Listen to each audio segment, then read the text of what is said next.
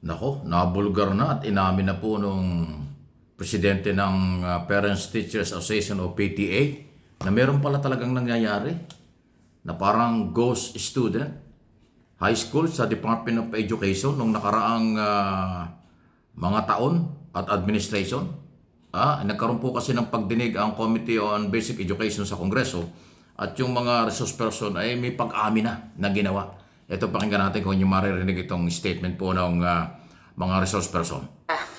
Ipinagtataka ni PTA Advocates of the Philippines Laguna Chapter Yan ko President sa Eileen UNTV. Rocha ang anya ay Cover hindi itong balitang deserving ito. na ilan sa mga Tungkol sa nakikinabang issue. sa Senior High School o SHS Voucher Program ng Department of Education o DepEd. Tumutukoy ang SHS Voucher Program sa tulong na ipinagkakaloob ng DepEd sa mga piling senior high school students upang makapag-aral sa mga pribadong paaralan dahil sa kakulangan ng mga pasilidad at silid-aralan sa mga pampublikong paaralan. Nagkakahalaga ang voucher ng 14 to 22,000 pesos. Ngunit kamakailan na paulat ang pagkakaroon ng ghost beneficiaries ng programa. Nagsagawa ng briefing ang DepEd sa House Committee on Basic Education and Culture upang i-update ang Kamara sa isinasagawang investigasyon ng kagawaran kaugnay ng issue. Ayon sa DepEd, mahigit na sa 50 paaralan ang napaalis sa programa dahil sa red flags o hindi maayos na sistema ng pagpapatupad nito. We had 22 schools for school year 2021 to 2022, that's 22, in February 2023.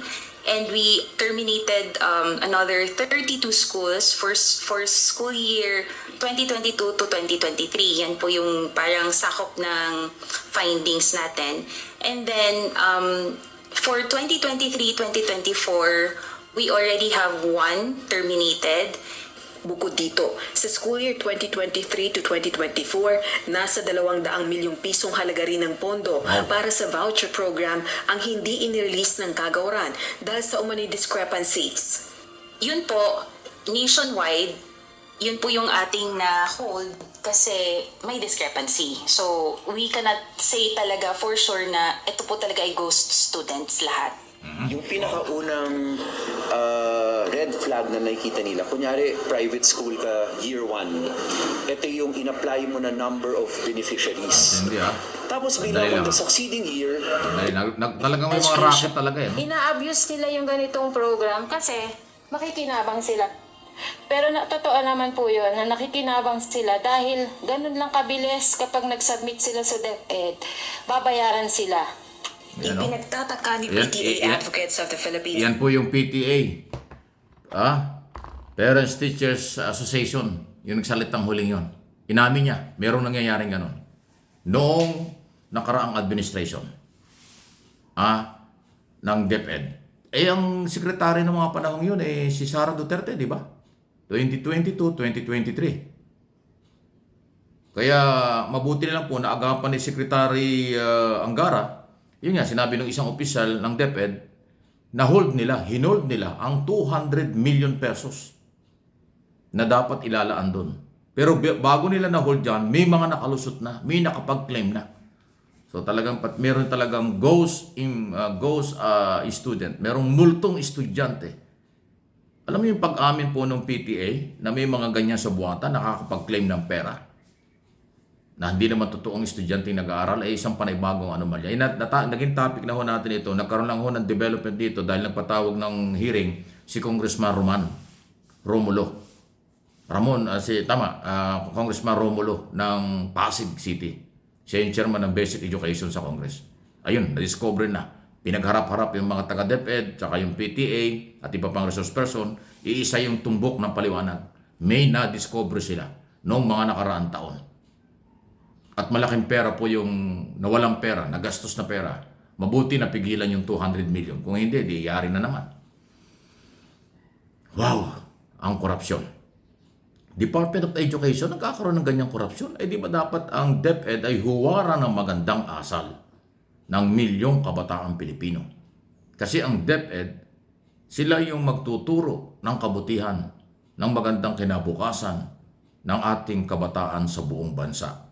Yung mga nag-aaral sa public school, elementary and high school. Diba? Kaya dapat yan walang bahid na kahit na anong pagkakamali. Dapat magandang asal, walang korupsyon, walang kung ano. Aba, yan nangyari dyan eh. Yung asal ng mga naghawak ng DepEd, ano bang meron? Tapos ito may korupsyon na discover si Secretary Angara. Natural, hindi naman nangyari sa kanya yan. Dahil si Angara imupo lang sa kanya no, na din sa DepEd noong July, kung di ako nakakamali, July or June ng 2024. Ayan pinag-uusapan dito, 2022, 2023 at yung ilang buwan ng 2024. Pagdating ni Angara ng June, doon niya na-discover na merong ganyan. Ghost, multo na estudyanteng nakakapag-claim ng pera. Kung magkaano, hindi natin alam. Ang initial na na-discover dyan, mahigit na 50 million. Pero ngayon, ang sinasabi ng DepEd, higit pa ron ang nawalang pera. Mabutit na pigilan, yung sinasabi nga niya, at sinabi ko kanina, 200 million. Ganon kagarapal. O magagalit na naman po yung mga followers nila, edi magpaliwanag kayo. Si Sara Duterte ang vice president natin ngayon at siya yung secretary ng DepEd noong panahon yun. At bago nag-take over ang Marcos administration at si Sara dyan sa DepEd, ang administrasyon under ni Duterte at ng kanyang ama, Digong Duterte, di ba? So kahit anong gawin dyan, Duterte pa rin.